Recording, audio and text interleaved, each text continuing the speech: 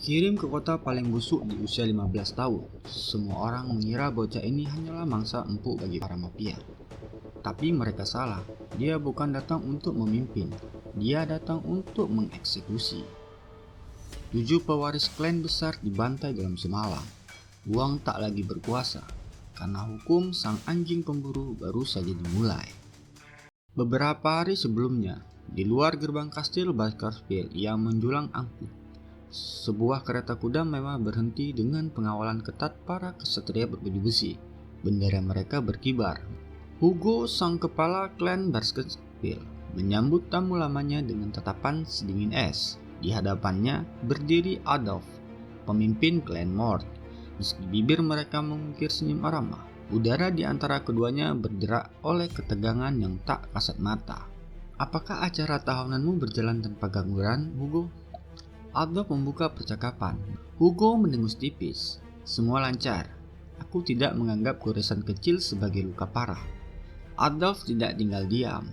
"Kami bukan kaum barbar seperti Baskerville. Kami mengedepankan keagungan dan kehormatan." Suasana kian mencekam. Sejarah mencatat Mort sebagai maestro sihir dan Baskerville sebagai pemilik pedang terkuat. Dua kutub yang coba dipersatukan oleh mandat kaisar terdahulu melalui latihan gabungan bagi anak-anak usia 8 hingga 15 tahun. Namun, sengketa lama atas tambang rubi di perbatasan tetap menjadi duri dalam daging yang tak kunjung tercabut. Kudengar, ada anak istimewa yang lahir dari Baskerville, jenius yang hanya muncul 1 abad sekali. Adolf sambil memicingkan mata. "Pujian berlebihan hanya akan memicu iri hati," jawab Hugo merendah. Adolf kemudian memanggil keponakannya, Camus. Bocah 8 tahun itu melangkah maju dengan tatapan tajam yang melampaui usianya. Tanpa basa-basi, Camus melontarkan tuduhan. "Klanmu telah mencuri tambang rubi kami." Paman Adolf bilang orang tuamu adalah perampas. Wajah Hugo memerah padam. Dipermalukan oleh seorang bocah di hadapan publik adalah penghinaan besar. Adolf berpura-pura meluruskan bahwa itu hanya kesalahpahaman. Namun Hugo membalas tajam. "Mungkin pendidikan moral di klan Mort patut dipertanyakan." Meski sudah diperingatkan, Camus bersikeras menuntut pengembalian tambang demi riset sihir mereka. Hugo memberikan tatapan mengancam, meminta Adolf mengajari sopan santun pada generasinya. Namun Adolf hanya menimpali dengan seringai. "Pendekar sejati tidak akan menggunakan ototnya pada anak 8 tahun, bukan?" Tepat saat emosi Hugo nyaris meledak, Bicir masuk ke dalam ruangan. Kehadirannya bagai badai sunyi yang seketika mengubah arah angin. Adolf terpaku. Inikah cahaya Baskerville yang menjadi buah bibir itu? Dalam sekejap mata, Camus sudah berpindah posisi ke hadapan Bicir, siap menunjukkan tarinya. Melihat Camus, ingatan Bicir berputar ke masa lalu. Jenius yang membantai monster di Gunung Noir sendirian. Namun kini, legenda menakutkan itu hanyalah bocah 8 tahun yang sedang mengomel tentang batu permata. "Tenanglah," potong Bicir singkat saat Camus terus mengoceh. Keluhan tanpa solusi hanya membuang energi. Para tertua terdiam, membiarkan dua anak ajaib itu beradu argumen. Camus yang tersinggung segera merapalkan sihir es.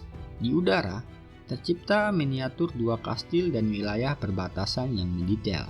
"Pintu masuk tambang ada di wilayah kami, tapi urat nadinya masuk ke wilayahmu. Secara logika, itu milik klan Mort," seru Camus. "Kalian melarang kami menambang dengan alasan izin, padahal kami sudah menawarkan biaya sewa." Bicir mengakui kegunaan rubi bagi penyihir. Namun ia membalas dengan tenang. "Klan kami tidak sebodoh itu menyewakan aset berharga dengan harga murah yang tidak sebanding dengan risikonya." Sebagai pamungkas, Camus menggerakkan tangannya melewati garis batas di miniatur es tersebut. "Sekarang, tangan ini ada di wilayah siapa?" tantangnya. Bicir tersenyum misterius. "Tanganmu sudah masuk wilayahku, jadi tangan itu milikku." Sebelum Camus sempat bereaksi, Bicir menyambar tangan bocah perempuan itu. Camus tersipu marah, mengira Bicir sedang menggodanya. Namun ia segera sadar betapa salahnya dugaan itu. Bicir menarik pisau kecil dari balik jubahnya dengan gerakan kilat. Adolf dan para pengawal tersentak, mengira Bicir akan melakukan tindakan gila. Namun Bicir hanya menatap Camus dengan mata tajam yang mematikan. "Jika tangan ini sudah melewati batas wilayahku," bisik Bicir dingin, "maka aku bebas melakukan apapun padanya." Atmosfer membeku. Bahkan Hugo pun berkeringat dingin. Nyali Camus ciut seketika. Bocah jenius itu menjerit ketakutan. Air matanya tumpah saat ia memanggil pamannya untuk meminta pertolongan. Adolf yang menyadari situasi tersebut langsung melesat maju. Aura intimidasi tingkat tinggi terpancar dari tubuh sang pemimpin Glenmore. Bicir sedikit menggigil. Ia pun melepaskan cengkeramannya. Camus segera berlari ke pelukan Adolf sambil terisak. Adolf menatap Hugo. "Jelaskan apa maksud semua ini?"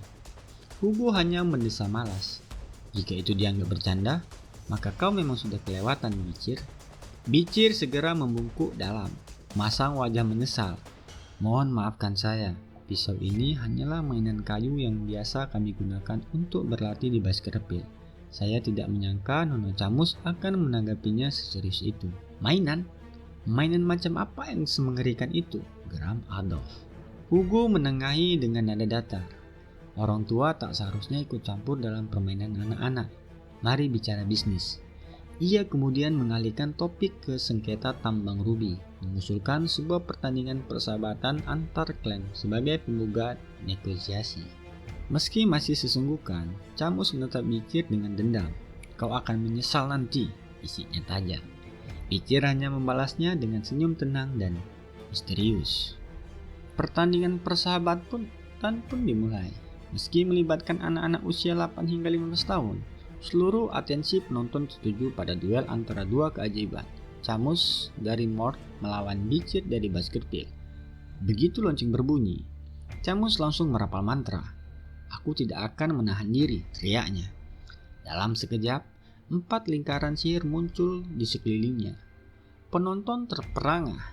Merapal 4 sihir sekaligus di usia 8 tahun adalah prestasi yang nyaris mustahil. Adolf tersenyum bangga, sementara Hugo tetap bergeming dengan wajah datar. Rentetan serangan sihir meluncur deras, namun Bicir bergerak seperti bayangan, gesit dan tak terkejar. Di tengah hujan serangan, ia sempat-sempatnya berkomentar, "Kemampuanmu luar biasa, tapi kau akan lebih kuat jika fokus pada satu sihir yang paling mematikan. Jangan mengajariku, bodoh." Camus yang tersinggung menciptakan tembok tanah raksasa untuk mengunci pergerakan Bicir.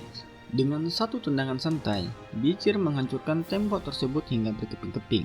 Sebelum Camus sempat bereaksi, Bicir sudah berada di hadapannya. Camus memejamkan mata, pasrah menunggu tebasan pedang. Namun yang ia rasakan hanyalah sebuah sentilan keras di dahi. "Au!" Camus terpental, memegangi dahinya yang memerah. "Menyerahlah sebelum keadaan makin parah," ejek Bicir. Camus menolak kalah. Ia menciptakan dinding pertahanan berlapis untuk menjaga jarak. Bicir hanya menggeleng. Baginya, strategi itu konyol karena ia bisa saja memutar. Namun demi menghibur, ia memutuskan menembus dinding itu secara frontal. Sekali lagi, sebuah sentilan mendarat di wajah Camus. Permainan kucing dan tikus itu terus berlanjut hingga Bicir merasa bosan. Ia melirik ke arena sebelah, di mana dua peserta lain tengah beradu sihir api dan pedang dengan sengit. Sebuah rencana licik muncul di kepalanya. Bicir memancing Camus ke tepi arena, tepat di belakang jarum serangan sihir api dari pertandingan sebelah. "Camus, pasang pertahananmu sekarang," teriak Bicir memberi peringatan. Bicir melompat menghindar dengan kecepatan kilat, meninggalkan Camus yang masih bingung. Detik berikutnya, ledakan sihir api menyimpang menyambar posisi Camus. Api raksasa menelan arena, menimbulkan kepulan asap pekat dan teriakan histeris dari pihak Glenmore. Asap tebal masih menyelimuti arena. Adolf berteriak panik, mengira keponakannya telah tewas terpanggang. Dalam kabut panas itu, Camus terduduk lemas. Sihir pertahanannya memang menyelamatkannya, namun pakaiannya hangus terbakar, menyisakan rasa malu yang luar biasa. Ia menangis, takut jika orang-orang melihatnya dalam kondisi memperhatikan. Tiba-tiba, sebuah kain hangat tersampir di bahunya. Itu adalah baju milik Bicir. "Pakai ini, diamlah, dan kembalikan padaku suatu hari nanti," ucap Bicir singkat sebelum berbalik. Camus terpaku, egonya runtuh seketika. Musuh yang baru saja mempermainkannya, kini justru menjadi pelindungnya. Saat asap menipis, penonton melihat pemandangan yang aneh. Camus mengenakan baju Baskerville yang kebesaran, sementara Bicir berdiri bertelanjang dada dengan luka kecil di lengan akibat serpihan pedang yang terbang saat ledakan. Meski tak ada yang tumbang, semua orang tahu siapa pemenangnya. Sosok Bicir yang tetap berdiri tegak dengan tubuh atletis hasil latihan kerasnya memancarkan aura seorang pemenang sejati. Beberapa saat kemudian, di lorong kastil, Hugo berjalan berdampingan dengan Bicir. "Bagaimana menurutmu tentang pertandingan tadi?" tanya Hugo. "Menarik. Duel pedang dan sihir memiliki ritme yang berbeda. Tapi, saya masih bingung bagaimana harus menghadapi lawan perempuan," jawab Bicir. Hugo mendengus. "Belajarlah dari kesalahan hari ini. Kebodohan dalam menghadapi perempuan bisa melukaimu lebih parah dari pedang." Bicir tertegun. Di kehidupan lampaunya, Hugo adalah pria brutal yang tak tersentuh setelah kehilangan keluarganya. Namun kini, pria itu tampak sedikit lebih manusiawi. Pembicaraan beralih ke urusan tambang. Bicir menyarankan hal yang tak terduga. "Berikan hak tambang itu pada Glenmore." Hugo menghentikan langkah. "Jelaskan alasanmu," ucapnya. "Musuh kita yang sebenarnya adalah monster di pegunungan Noir.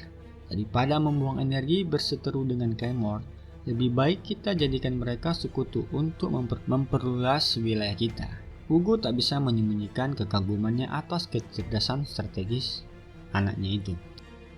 Tiba-tiba, Adolf dan Camus muncul di hadapan mereka.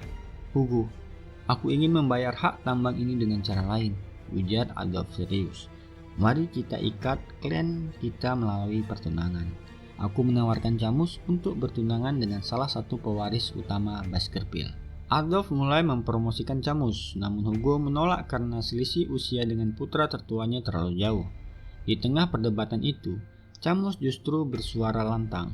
"Aku tidak akan menikah dengan pria yang lebih lemah dari ibuku," seru Camus. Matanya kemudian melirik ke arah Bicir, dan pipinya merona merah. Adolf menyadari arah pandangan keponakannya dan berbisik sinis. "Bicir hanyalah ikan kecil, dia bukan dari garis keturunan utama." Hugo meradang mendengar hinaan itu. Ia lalu menatap Bicir. "Keputusan ada di tanganmu. Apakah kau mau menerima pertunangan ini?" Bicir menatap Camus sejenak, lalu menjawab dengan tenang namun pasti. "Saya menerima." Wajah Adolf memucat karena geram, sementara Camus tertunduk malu dengan jantung yang berdebar kencang. Hugo segera menengahi. "Di Baskerville, darah bukanlah penentu, hanya kekuatan yang kami akui," tegasnya. Pernyataan Hugo memicu rasa penasaran Adolf terhadap bocah yang terus dipuji ini. Sebaliknya, Bicir pun diam-diam mengukur kekuatan Adolf, sang penguasa sihir tingkat 6 yang dijuluki monster di benua ini. "Baiklah," Adolf menyeringai. "Tunjukkan padaku kau layak menjadi suami pewaris Glenmore. Tapi aku punya satu syarat." Ia menepuk bahu Bicir, merasakan otot yang tertampak keras. Adolf sempat kesal karena Bicir tetap diam tanpa menyapanya. Namun bocah itu menjawab lugas, "Saya hanya bicara jika diperintah oleh Master Hugo." Keberanian Bicir yang tak gentar di hadapan penyihir terkuat benua membuat kekaguman di mata Camus semakin dalam. Sore itu, di arena latihan yang tenang, sebuah duel tak seimbang dimulai. Adolf ingin menguji Bicir secara langsung. Sebelum mulai, ia memamerkan kendali sihirnya yang sempurna, membentuk tanah menjadi guci, mencampurnya dengan air, lalu mengeraskannya dengan api. 3 elemen menyatu dalam satu gerakan harmonis yang membuat Camus terperangah. "Jika kau berhasil menumpahkan setetes air saja dari guci ini, kau menang," tantang Adolf. Bicir menarik napas dalam. Di kehidupan lampaunya, ia tak akan pernah menang dalam ujian seperti ini. Namun sekarang, ia punya sesuatu yang berbeda. Dengan kecepatan kilat, ia melesat maju menggunakan teknik pedang Baskerville. Sebuah perisai sihir transparan mementalkan pedangnya. Adolf terkekeh menjelaskan betapa sulitnya petarung jarak dekat menembus pertahanan sihir. Tak terhenti di situ, Adolf meluncurkan serangan api yang membuat seluruh arena seolah membara. Bichir terlihat terdesak, namun di balik tatapan fokusnya, ia sebenarnya tengah menganalisis. Ia mengukur jangkauan serangan Adolf dan menguji batas tubuh barunya. Intensitas serangannya mulai meningkat. Perisai Adolf pun retak, namun pedang Bichir mulai bergetar hebat. Bilahnya nyaris hancur karena tak sanggup menahan aliran aura yang terlalu besar. Hingga akhirnya, dalam satu tebasan terakhir, pedang itu pecah berantakan. "Kau kuat, tapi kau kurang memperhitungkan daya tahan senjatamu," ujar Adolf sombong. "Carilah wanita lain. Kau belum cukup kuat untuk Camus." Namun, kesombongan Adolf terputus saat tetesan air dingin jatuh ke kepalanya. Guci yang tadi berdiri kokoh di atas kepala Adolf telah pecah. Sebilah patahan pedang menancap di sana. Rupanya, sebelum pedangnya hancur total, Bichir telah menyuntikkan sisa auranya dan melontarkan pecahan bila itu ke udara dengan perhitungan matematis. Hugo tersenyum tipis. Ia tahu ini bukan keberuntungan, melainkan strategi licik seorang pemburu sejati. Hari itu, Adolf terpaksa mengakui Bichir bukan sekedar bocah, melainkan predator yang sangat berbahaya. 7 tahun berlalu dalam sekejap. Bichir kini berdiri di arena yang sama, namun dengan sosok yang jauh lebih matang. Di hadapannya, para murid Baskerville baru saja menumbangkan seekor monster berkulit baja melalui kerja keras tim yang apik, dipimpin oleh 3 saudara kembar yang kini menjadi primadona klan. Sorak-sorai kelulusan menggema. Mereka semuanya resmi menjadi anjing pemburu Baskerville dan memulai memilih divisi, Pitbull, Doberman, atau lainnya. Namun perhatian orang-orang teralihkan pada pemandangan di sudut arena. Di sana, Bichir duduk dengan tenang di atas bangkai monster yang ukurannya jauh lebih besar. Monster yang ia taklukkan sendirian tanpa bantuan siapapun. Di usia 15 tahun, saat yang lain baru mencapai tingkat pertama, Bichir telah mencapai tingkat ketiga. Bahkan ia menyembunyikan kekuatan aslinya yang sebenarnya sudah mencapai tingkat kelima. "Bichir, Master Hugo memanggilmu." Suara John memecah lamunannya. Bichir melangkah menuju ruangan Hugo. Itu adalah pertemuan pertama mereka setelah sekian lama. Penampilan Hugo telah berubah. Rambutnya memutih dan sebuah luka baru menghiasi hidungnya. Hasil pertempuran melawan suku barbar di Gunung Noir. "Selamat atas kelulusanmu," ucap Hugo dingin. Bichir hanya mengangguk, lebih tertarik pada penugasan selanjutnya. Di kehidupan lampau, ia dikirim ke divisi Pitbull, garis depan yang brutal selama 21 bulan. Namun, kali ini Hugo memberikan tawaran yang mengejutkan. "Kau akan menjadi wakil konsul kota," ujar Hugo. Bichir tertegun. Jabatan itu mencakup pengawasan hukum, administrasi, dan keamanan wilayah. Sebuah posisi elit yang memiliki kekuasaan besar, jauh dari sekedar menjadi prajurit di garis depan. Hugo mempercayakan jabatan itu karena ia hanya melihat satu hal pada Bichir, yaitu kekuatan. Bichir menerima tugas itu, namun ia juga melaporkan keberhasilan memojokkan klan Mork dalam urusan tambang rubi 7 tahun lalu. Terkesan dengan pencapaian tersebut, Hugo menawarkan hadiah. Bichir meminta sesuatu yang besar, dan Hugo menyetujuinya tanpa ragu. Saat melangkah keluar dari ruangan, Bichir merasakan beratnya kekuasaan baru di pundaknya. John memujinya sebagai anak Baskerville paling berprestasi. Namun, di balik wajah tenangnya, pikiran Bichir melayang jauh ke masa lalu. Baginya, posisi wakil konsul ini bukanlah kehormatan, melainkan alat.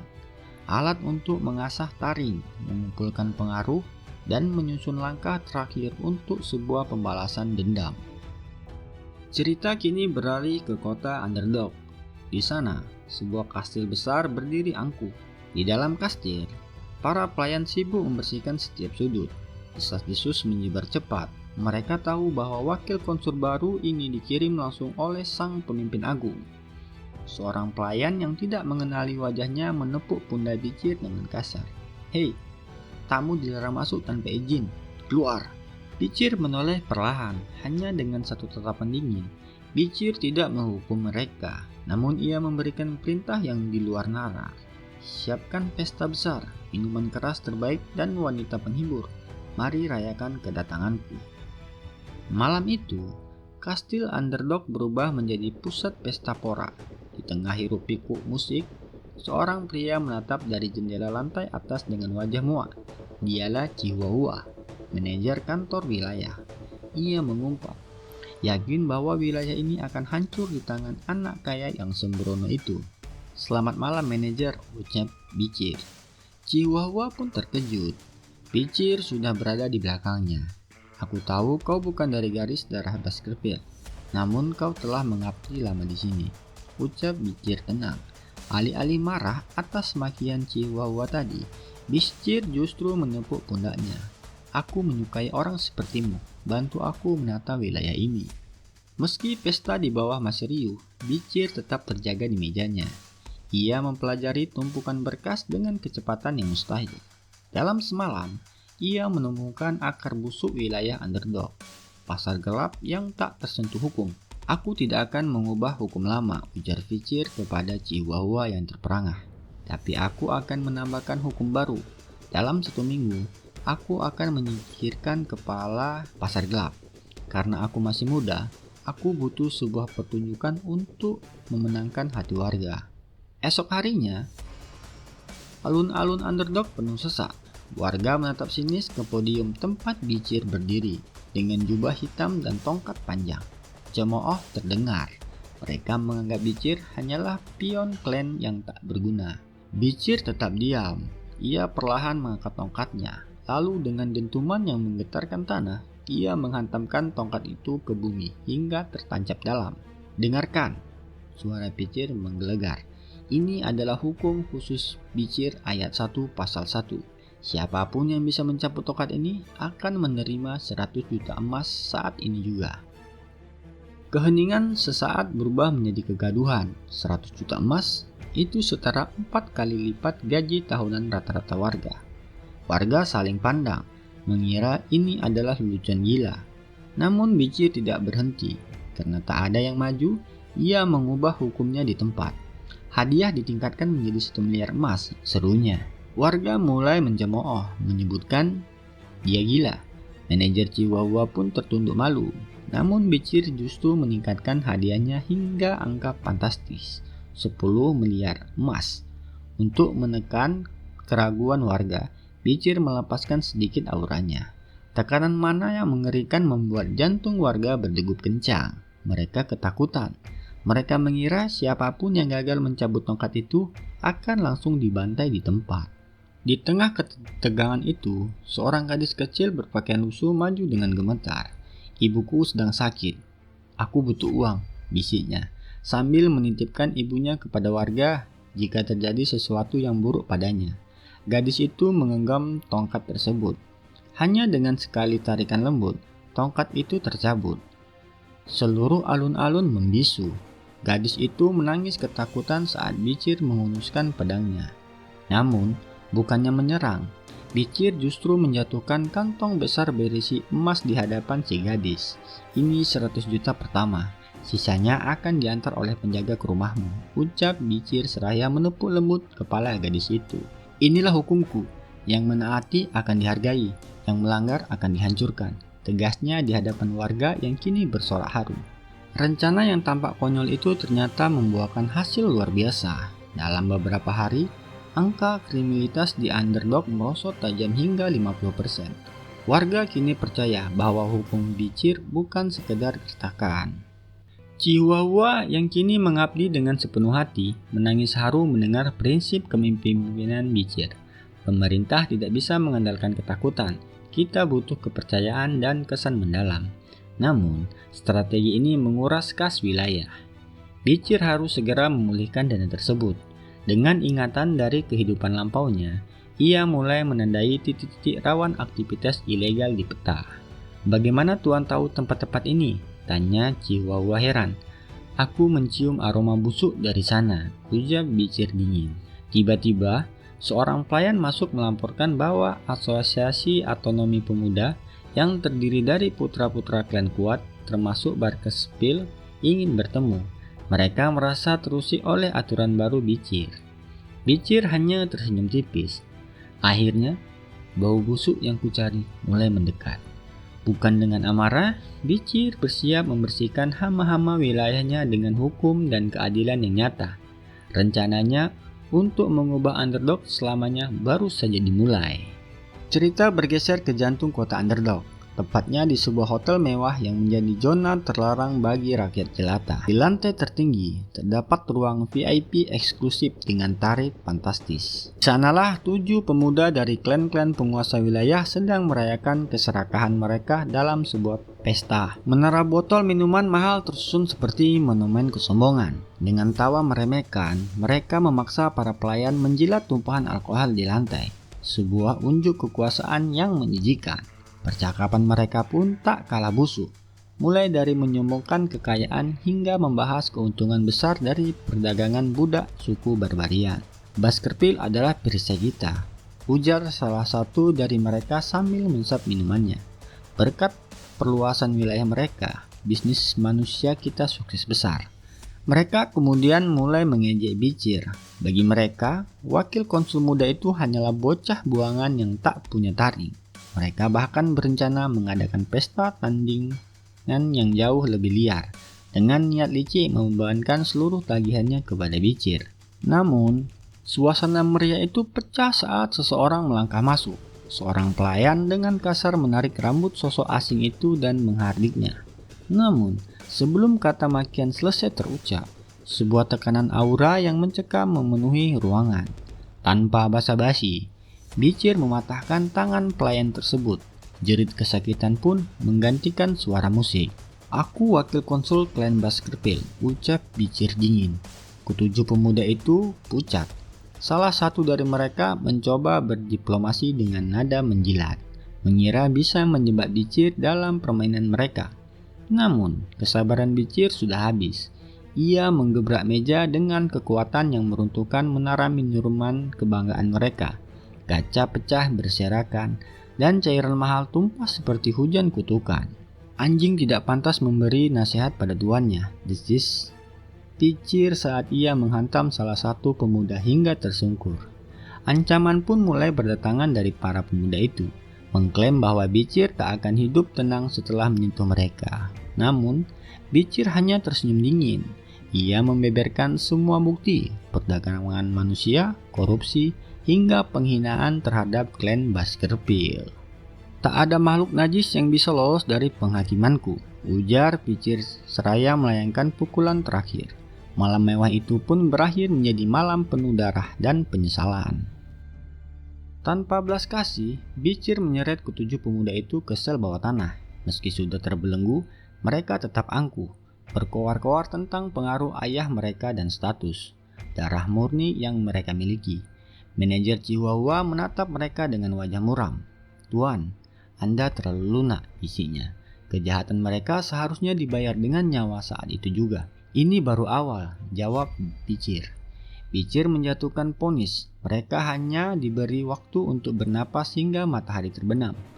Tangis memilukan segera pecah. Keangkuhan mereka runtuh, berganti dengan permohonan ampun dan tawaran emas yang tak lagi berarti. Meski Chihuahua khawatir tindakan ini akan memicu amarah klan-klan besar, Bicir tetap teguh.